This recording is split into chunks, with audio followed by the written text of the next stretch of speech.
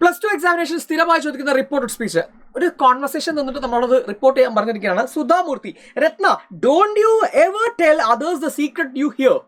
അതിന് രത്ന മറുപടി കൊടുക്കുകയാണ്, I consider that to be the worst kind of cheating എന്നാണ്. നമുക്ക് നേരെ സുധാമൂർത്തിയുടെ ഭാഗം റിപ്പോർട്ട് ചെയ്യാം. സുധാമൂർത്തി ആസ്ക്ഡ്, ചോദ്യമായതുകൊണ്ട് അല്ലെ, അല്ലെങ്കിൽ എൻക്വയർഡ് രത്ന എന്നും നിങ്ങൾക്ക് പറയാം.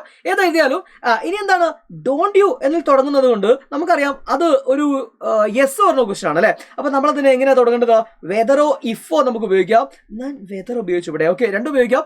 വെദർ, ഇനി എന്താ ഉള്ളത്, യു എന്ന് പറയുമ്പോൾ ആരാ, ഷീ ആണ് അല്ലെ. ഷീ എവർ, ടെല്ലിന്റെ വാസൻസ് എന്താണ്, ടോൾഡ് ആണ്. ഓക്കെ, ടോൾഡ്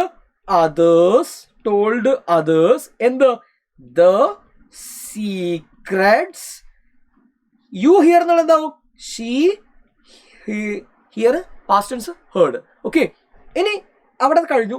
ഇനി അടുത്ത ആരാണ്, രത്ന പറയാണ്, I consider that to be the worst kind of cheating. അപ്പൊ നമ്മൾ എന്താ പറയാ, രത്ന റിപ്ലൈഡ് എന്ന് എഴുതാൻ മറക്കരുത് കേട്ടോ.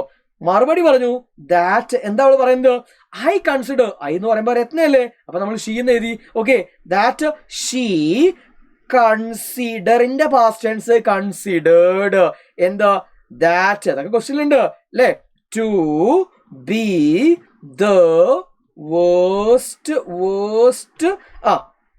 Kind of cheating. ബാക്കിയൊക്കെ അതുപോലെ തന്നെ, വേറെ മാറ്റങ്ങളൊന്നും ഇല്ല. ഓക്കെ.